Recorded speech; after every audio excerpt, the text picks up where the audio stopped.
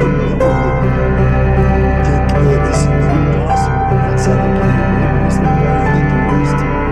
And why are they ruining everything I want to do in life, including like Italian citizenship, where I get everything I qualified for? And, let me get to somewhere where I can get an objective judge on that and show that, according to everything I read online and everything I researched about this, I had everything necessary for Italian citizenship. Okay, and okay, if, for example, the Italians want to say I did not have that birth certificate, well, I went and got it.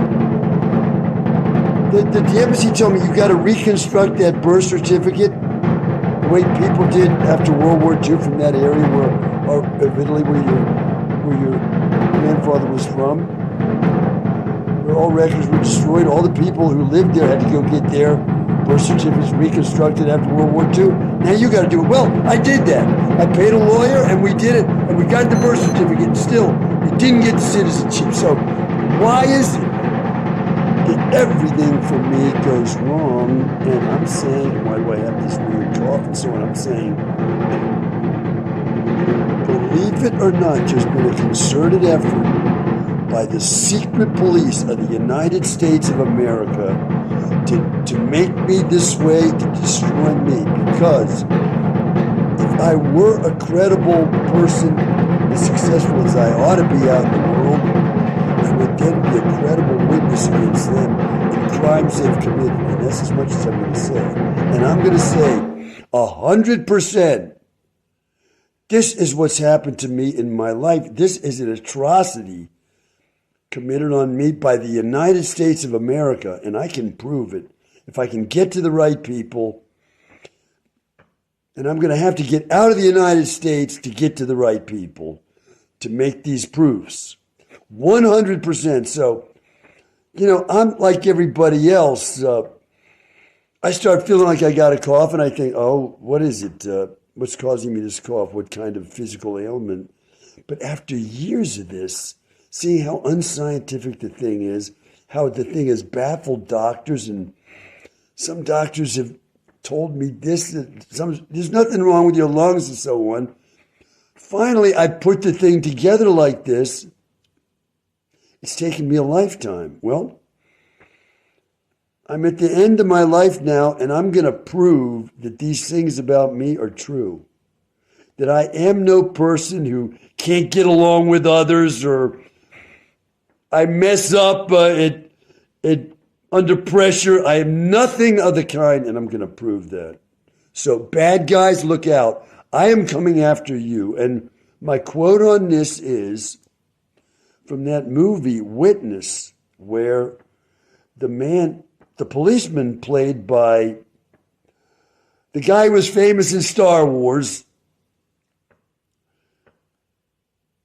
he tells those corrupt policemen who have killed his partner, police killing one of their own because they don't want him as a witness against them. He tells them, listen, whatever you did to him, I'm going to do to you.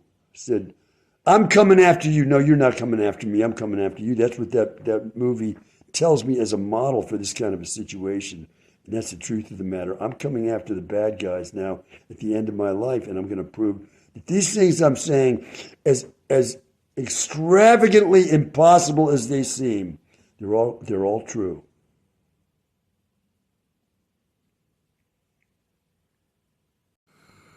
I got to make this quick footnote to my recording on foul deeds that I just put online. Foul deeds will rise, though all the earth overwhelm them to men's eyes.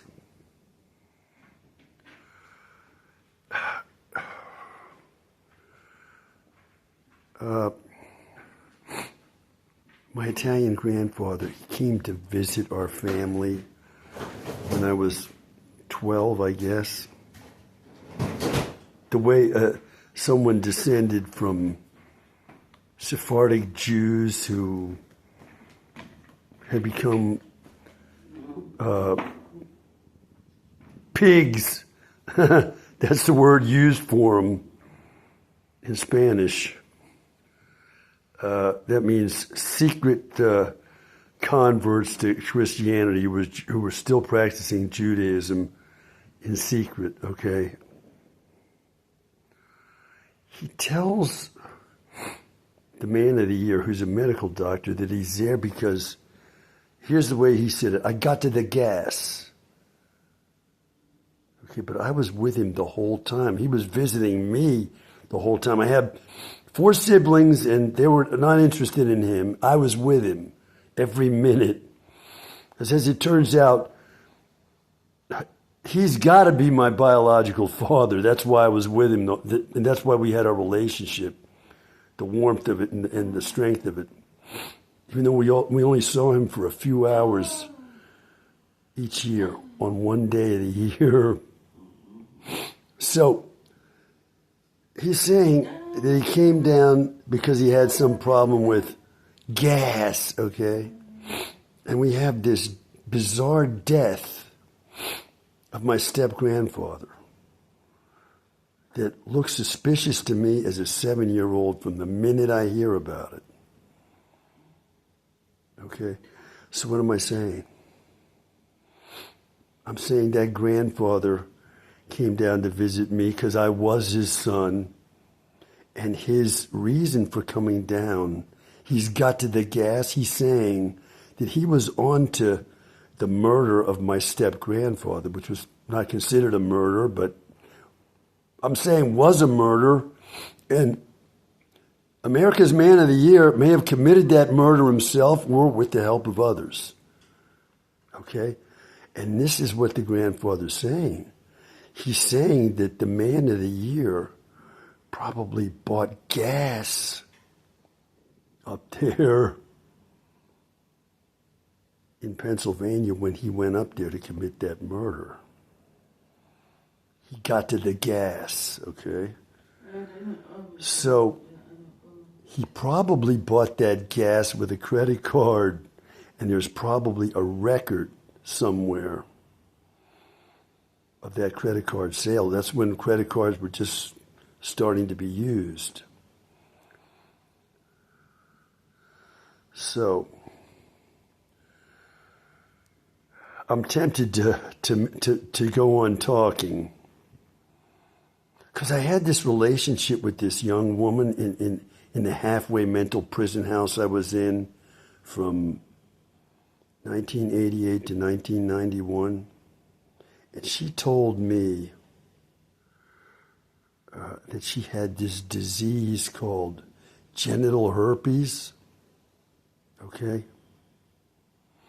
And she didn't know whether she was going to have sex. We were not supposed to have sex. We were both living in that halfway mental prison house, and this was not allowed.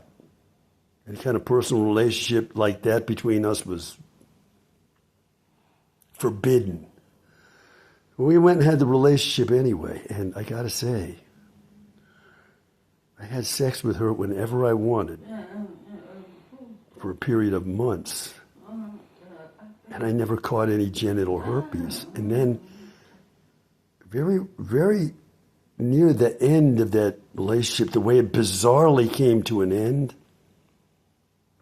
I talked to a doctor at the hospital where I was born in Bethesda, Maryland. I stopped into the emergency room for some reason, and he explained to me all about genital herpes. And he was saying that, oh, you don't want to get that. He said, oh, it's gross. I said, well, what happens? He said, well, once a month, you're going to be sick like you got the flu for a few days. He says you're going to have these pustules that are going to run with pus down there in your genital area. And I'm thinking, oh my God. But he says, and he said, well, why are you asking about that? I said, well, this woman that I'm kind of in a relationship with, she tells me she has it. So he says to me, well, I wouldn't give up a relationship because a person had this. I just wouldn't do that. Well, I got to say, this person was never sick. I lived with her in the same house. And I was in a relationship, a secret relationship with her And she never once said to me, I can't have sex because I'm having an outbreak. She never had any outbreak over months and months. And at the time, it didn't occur to me that she might have been lying to me. However, one night she came into that mental prison house with another guy, hand in hand. I was like, what in the hell is this? And she absolutely betrayed me with this guy. She was out in a car with him all night having sex about 15 feet from the window of my room. It was just one of the worst nights I've ever had. Keep it in perspective, because I've had far worse than that. But in terms of, relationships where it's a relationship with the opposite sex, and this was my second relationship, if you will. The first one with a Nazi concentration camp survivor, 27 years older than I was.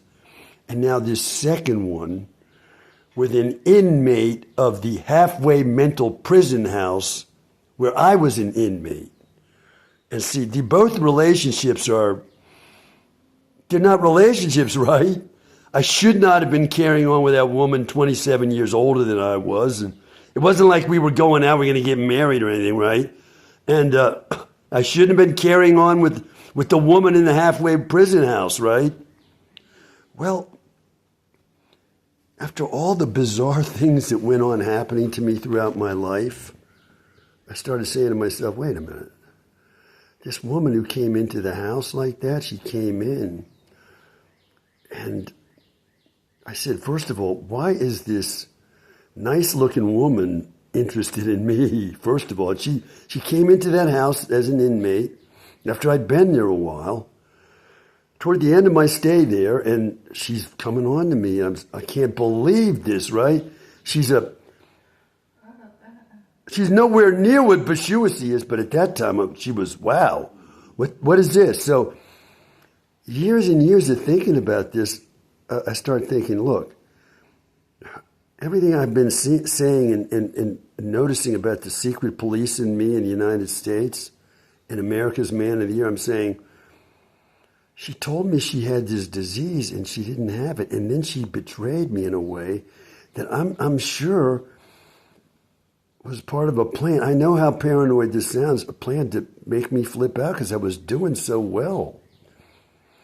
And, I saw people flip out all the time when I was in the mental prison system. It was something that happened all the time. I could talk at great length about that, but I'm saying her job, if you will, her task set for her as an undercover agent was to go in there, have this relationship with me, betray me, and cause me to flip out, assuming that I was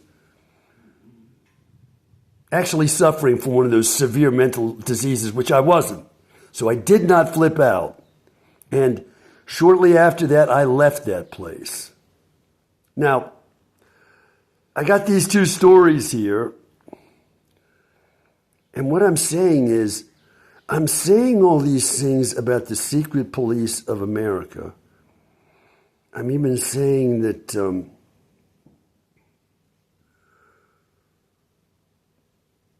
all I've said, and I'm being subjected to a response out in reality that is extremely hostile toward me and my wife. Being followed everywhere for like 10 years now. This is by now, it's life-threatening. And as I was describing in videos I put online earlier today or last night, some of these harassments, I call them symbolic harassments, are extremely disturbing to somebody like me. They're not going to cause me to flip out, but they're extremely disturbing. Okay? And this is every day, all day long. So why would the secret police be waging this campaign on me and my wife for 10 years?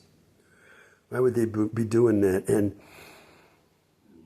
they haven't looked into any of the clues I've given about the Man of the Year. They're not going to try to look into any of that, like I keep showing how suspicious the death of that step-grandfather was. Nobody's interested in looking into that. I'm just saying, I got to the gas, right? And I have a severe venereal disease called genital herpes, right? Thinking about things like that, that's all. Today is the 19th of May, 2026. And right now it's, is this really the time? 7:04 p.m.? That's what my watch says, 19:04 in military time.